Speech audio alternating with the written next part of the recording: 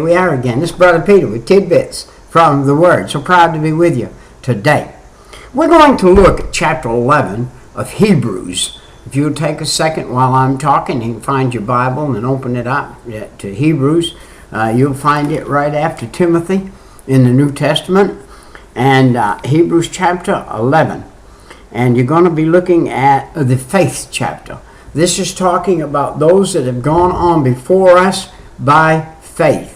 And they have the witness, and they are in heaven now, and they are the witnesses of what faith does. And they did it in the Old Testament before Jesus came and indwelt people. Now, let's look at this. Faith is the substance of things hoped for, the evidence of things not seen. So, it's something you haven't seen. And do you know, we don't know how this light works during the day, and we don't know really how the dark works during the night. We know that it comes and goes, but God's the one that makes it work. And we see it, we believe it, we see it. That's by faith, even though we don't know how it does it. And so, the evidence of things not seen. For by it, elders obtained a good report.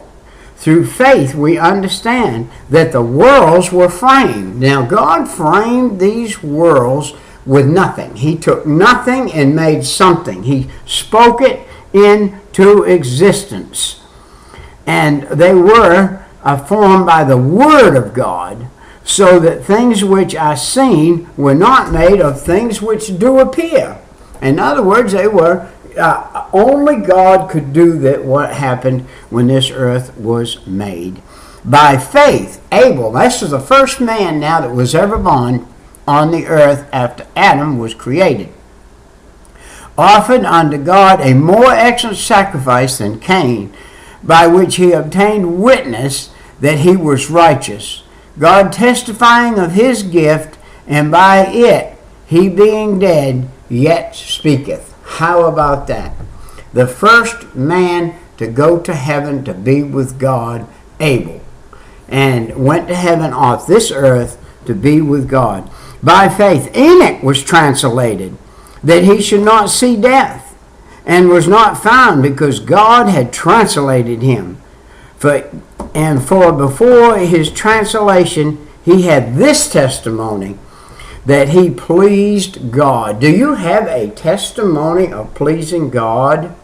Can you go to bed at night and say, I believe that I pleased God today as much as I did yesterday, as much as happened with me yesterday? I really believe there's areas in my life I did not please God in those areas. If we put anything ahead of God, if we put past thinking ahead of God, what was in the past, if we put that ahead of God, we've done wrong.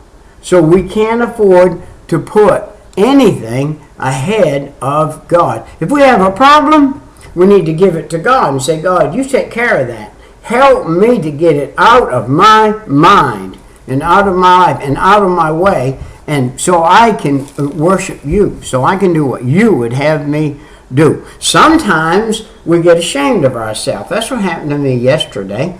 I got ashamed of myself because I was not doing what I felt God would have me do. So I got my pockets full of tracts. These little things right here, I filled up with a few of those, and so I gave somewhere between 50 and 100 of them out yesterday to people riding on motorcycles coming out of Florida. They'd been down there for a week.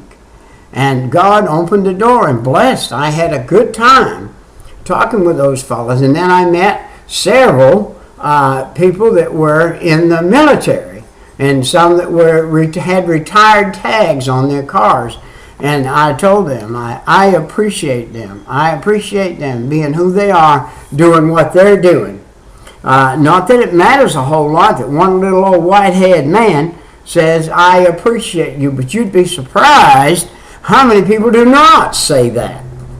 They may believe it, and they may think it, but to say it is another thing. If you see a serviceman, I think it is your American duty, not Christian duty, but American duty, as a free American citizen to say, hey, fella, let me shake your hand.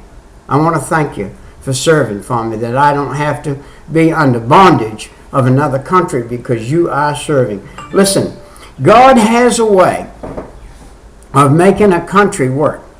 And the way he's made this one work is partly through those services. The other way he's made it work is so that you and I can have a faithful, obedient thing with God, as these guys right here. If God's writing a Bible for the new heaven and the new earth, are you going to be in that Bible? If he's writing a Bible right now for the new heaven and the new earth, is it going to say, and Brother Peter went down there and he passed out tracts to between 50 and 100 motorcycle guys, and now I have the record. Here's some of them that got saved through that. I didn't even know it down here, but in heaven it came to fruition. And there it is, written down in the Bible. God knew it. That's the important thing. But without faith it is impossible to please him. For he that cometh to God must believe that he is, and that he is a rewarder of them that diligently seek him. Are you diligently seeking God? Do you get up in the morning, open up one of these Bibles, and why don't you get up tomorrow morning, if you're watching this right here, or before you go to bed tonight, start reading the book of Matthew. You say, well, I'm too good to read them. I don't care. Read 5 verses and make a notation right there. Read 5 more in the morning. Read 5 more the next night. You'll have 15 verses behind you in 2 days. That's a start. If you don't start somewhere, you'll end up nowhere. You've got to start somewhere. It may take you 3 years to read through the Bible until you catch on exactly how to do it. Most Bibles, and I have several Bibles, that have a reading program in the front to read through the Bible in 1 year. But if you're going to read it with a little understanding, you may not be able to do it in a year. But if you read it that way, once you read it through 1 year, the second year, that's 12 whole months, you say. But what's 12 months of a man that's going to live 30, 40 more years? So that's the first time you read through, take 12 months. Next time you read through, you'll start to see what you read before. You'll see things. So it's very important. Listen, by faith, Noah, being warned of God of things seen, as yet moved with fear, prepared an ark to the saving of his house, by the which he commanded the world, and became heir of the righteousness which is by faith. Now Noah's in heaven. Why? Why is Noah in heaven? Because God told him by faith to build an ark when there had never been any rain. It had been 1,556 years. There had not been one drop of rain on the earth. Nobody ever heard of such a thing. And he's dry land up there building an ark, miles away from any water. And nobody's ever seen it. They said, no, what are you building this thing for? What are you pitching it for? You're putting pitch on it inside, you're putting pitch on it outside. Wow. Do you think this thing is going to have to be in the water someday or something? Noah said exactly. God said that he was going to flood this earth. And when he does, this ark is the only thing that's going to save the animals and the people that are in it. Other than that, you will not be saved. You will die. And all the people died. By faith, Abraham, when he was called to go out of a place which he should after receive for inheritance, obeyed, and he went out not knowing whither he went. How about that? If God said to you, get in your car, take what money you got, and start driving. And you start driving. And say, God, which way you want me to go? What do you want me to do? And you start going. Hey, by faith, I know some people that God has told that to, and it worked for them. But you better make sure it's God telling you. By faith, he sojourned in the land of promise, as in a strange country, dwelling in tabernacles with Isaac and with Jacob and with Ahaz and with him of the same promise. Those that were heirs of salvation, those that were heirs of the unseen place called heaven that are there now, they're still there. For he looked for a city which hath foundations, whose builders and makers is God. Through faith also Sarah herself received strength to conceive seed, and was delivered of a child when she was past age, because it judged him faithful who had promised. How about that?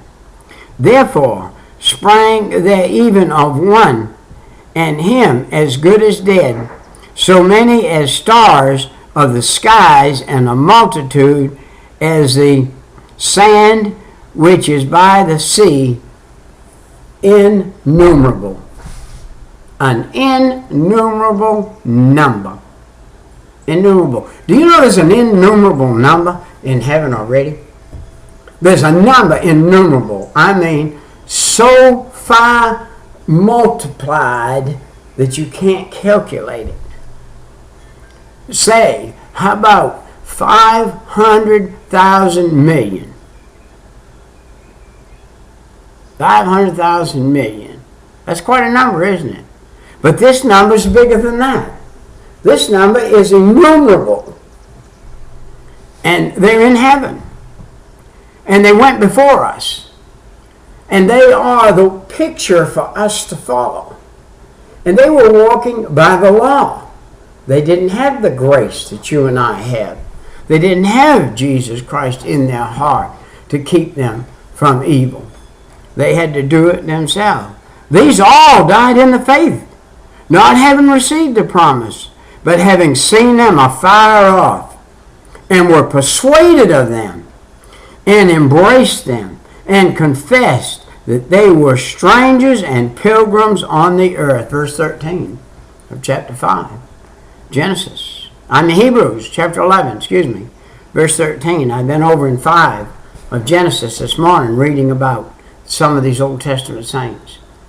And for they that say such things declare plainly that they seek a country.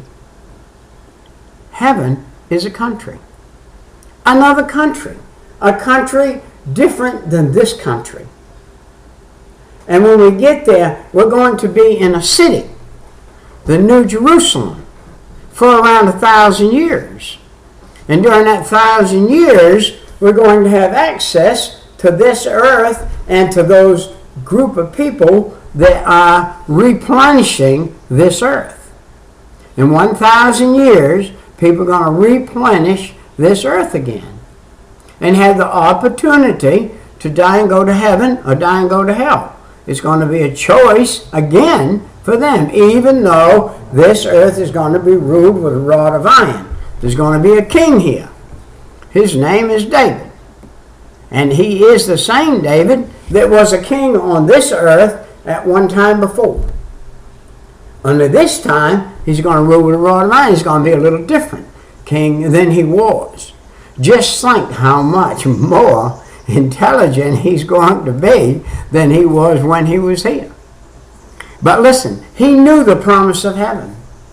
When his boy died, he said, I won't grieve anymore, because he can't be where I am, but I can go where he is.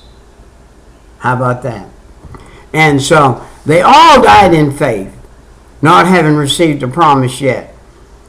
It doesn't say yet. But having seen them afar off, and were persuaded of them, and embraced them in confession that they were strangers and pilgrims in this earth. For they that say such things declare plainly that they seek a country, and truly, if they had been mindful of the country from whence they had come out of, in verse 15, they might have had opportunity to have returned. But now they desire a better country that is in a heavenly. Wherefore God is not ashamed to be called their God, for he hath prepared for them a city. We're going to the same city. We're going to be with those same people that went there 3,000 years ago. And we're going to be with those same people. Just think, 3,000 years of people coming and going on this earth. Coming and going, coming and going, coming and going. The choice of each person, whether they want to die and go to heaven or whether they want to die and go to hell. That's your choice. I have made a choice for 30 years of my life that if I died, I would go to hell. One day, God knocked on my heart, November 5th, 1972, at 3 o'clock in the morning, and said, "Hey, your number's up, boy." I said, "God, I'm a sinner. Forgive me of my sin. Come in my heart and save my soul." Instantly, I was saved. Instantly, I never swore another cuss word and never took another drink until this day. Haven't yet, and we won't. And we'll die and go to heaven. The country that I'm looking for, the same one they looked for. Now we have the witness of chapter 11 of Hebrews that they're there. And that we're going to go there and be with them in that city and in that country. They might have had opportunity to have returned, but now they desire a better country that is a heavenly. Wherefore God is not ashamed to call their God, for he hath prepared for them a city. By faith Abraham, when he was tried, offered up Isaac, and he that received the promise offered up to his only begotten son. Now, Abraham was a picture of Jesus coming to go into the cross. He was the picture of God offering up his son on the cross, and here's Abraham offering up his son on the altar, being a wooden altar with fire. And Jesus was on the cross altar, and that was a supreme sacrifice that he shed his own blood. He allowed them to stick a spear in him. He allowed them to put the crown of thorns on his head, and the blood come down his face. He allowed all of them to do that. He wouldn't have had to just breathe a word, and all would have fallen completely out of the way of him, even dead, had he desired so. But no, he desired to fulfill the promise that God made through Abraham, that there would be one come that would sacrifice his son. God would sacrifice his son, and his son would willingly say, "Okay." Abraham's son said, "Father, where is the sacrifice?" And Abraham said, "God will provide," and he raised the knife. And God sent the angel, I believe Gabriel, and said, "Abraham, Abraham, do not harm thy son. There's a sacrifice in the fence right over there." And he looked over there, and here was a sheep or a goat hung in the thorns and the thickets. And he went and got it. He untied his son, took him off the altar. They dissected that sheep, put it up on that altar, and set the fire under it, and worshiped God by faith. Why did they do such a thing? Doesn't that sound foolish? To kill an animal, put it on the altar, and set it on fire, and shed its blood? No, that's what God said to do. If you do what God says in obedience, then you'll get the evidence of it. Of who was said that in Isaac shall thy seed be called, according that God was able to raise up him, even from the dead, from whence also he received him in a figure. See, this was a like figure, that he was actually would have killed his son. And then by faith, Jacob, when he was dying, blessed both his sons of Joseph, and worshipped leaning upon the top of a staff. Now Joseph was leaning on top of a staff when he, by faith, said, God, here I come. And he went to heaven. By faith, Joseph, when he died, made mention of the departing of the children of Israel and gave commandment concerning his bones. By faith, Moses, when he was born, was hid 3 months of his parents because they saw he was a proper child, and they were not afraid of the king's commandment. How did they see Moses was a proper child? Moses was a gift of God given to them. Look how many years, though, he had to serve in Egypt. It said, by faith, Moses, when he was come to years, refused to be called the son of Pharaoh's daughter. This is by years now. Here's Moses, 30, 40 years later.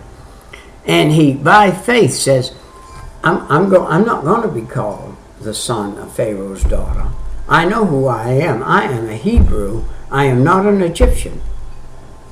I am an opposite of an Egyptian. I'm a Hebrew. And he started to go off. And in the flesh, we got to be careful.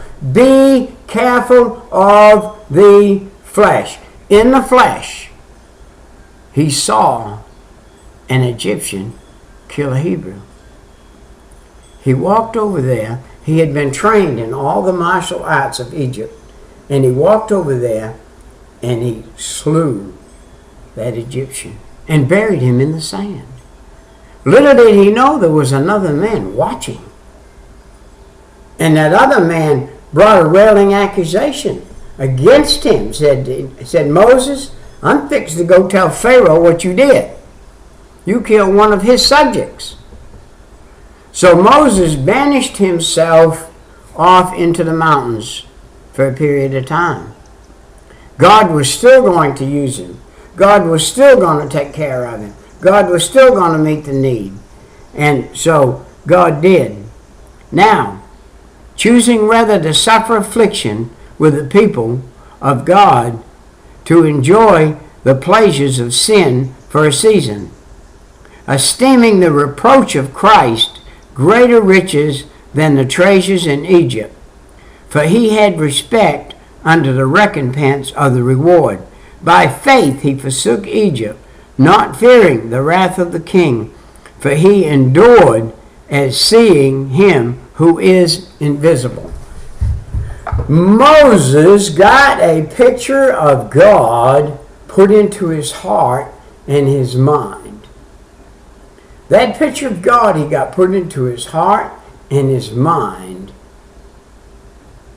was so great that he followed God the rest of the days of his life and became the great leader that he was.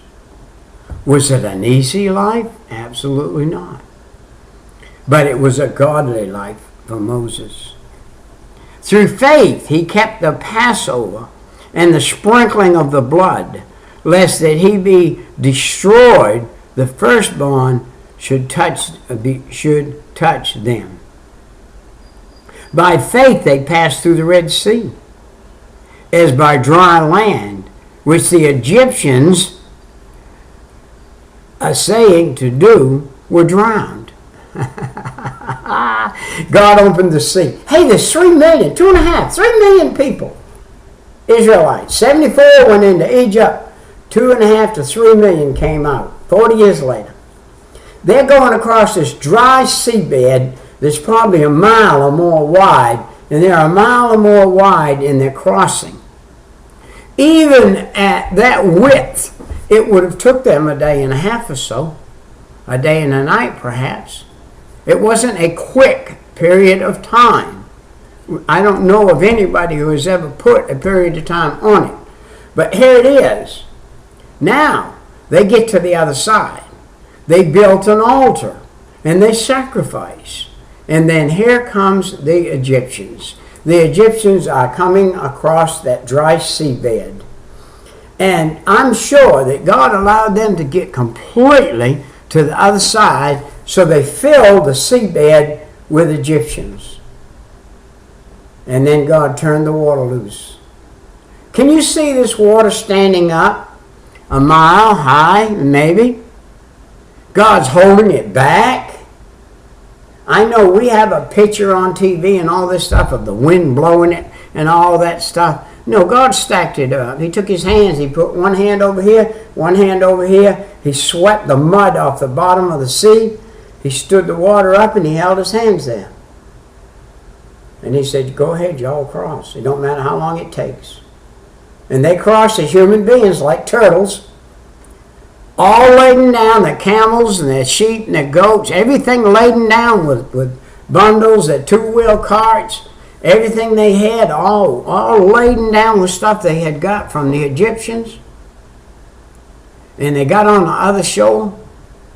And God said, now build that altar. Go in there and see and get the rocks, some big rocks. Bring them up here. Pile them up from memorial. They piled them up. And then here comes the Egyptians. They begin to get fearful, forgetting that God was the one that opened the sea for them, and he's the one that was holding it open. So when they started worshiping at that rock altar, God picked his hands up. Here come the sea walls from both sides, drowning all the Egyptians. A-L-L, all. The Bible said all of that clan that came after them were drowned in the sea. Through faith he kept the Passover and sprinkled the blood, lest he that destroyed the firstborn should touch them. By faith they passed through the Red Sea, and on dry land, which the Egyptians, as a saying to do, were drowned. By faith the walls of Jericho fell down, after they were compassed about 7 days. Let me tell you a little secret. By faith, you and I are going to live and go to heaven. By faith, you and I are going to have a prosperous life if we want one. By faith, we're going to do everything we do. In faith, though, there is an obedience. The obedience is to obey the Bible. On the first day of the week, the Bible says to go to church, to fellowship with a group of people. Do not forsake the assembling together of yourself, the Bible said, as the matter of some is. That means you should be fellowshipping. Sunday's not enough. Sunday and Wednesday's not enough. Fellowshipping should be on a continual basis with God, most especially, and then with others in your group or other Christians. I find myself right now in a place to where, having lost my bride of 55 years, I find myself as a single man here in a house that all the people used to come visit us when we were an us, her and I, do not come anymore. They just don't. They just don't show up. They just don't. They're not here. They haven't been here. I invited a group of small young ones and granddaughters and young ones that used to come up when Mama was here to come back up this weekend, and they came up. It was not the same. It was not the same. And then this old man hasn't got the brain he had when he had his wife. When I had my wife, I had like a whole brain. Now I got half of one. I had bought a nice watermelon, put it in the refrigerator, and got it cold. I'd done several things. I got a big thing of blocks in there for them. I got all kinds of stuff. I didn't give them the blocks. I didn't cut the watermelon. I didn't do all those things. What happened? I got within myself and got a little self-pity up that my wife wasn't here with me, and went blank on everything else. If you put yourself ahead of God and the things that God would have you be doing, you're wrong. You say, Brother Peter, you saying you've been wrong? Yes, I've been wrong. That's why yesterday I kicked myself in the pants, got my big bag of tracts, and went down there and passed out tracts. That's my normal thing. That's what I used to do normally. Why am I doing it now? Because I'm sitting, soaking, and in pity. I'll call you back in a minute. I'm just sitting and soaking and sorry. That don't work. No good. Get in the Lord and get going. Read this book, chapter 11, and you will see what God has to show us in those that went on before us. Why they went on before us. Because they were faithful to the end. You and I got to be faithful to the end. No matter what happens. No matter what happens, be faithful to the end. Okay? See you next time. Bye-bye.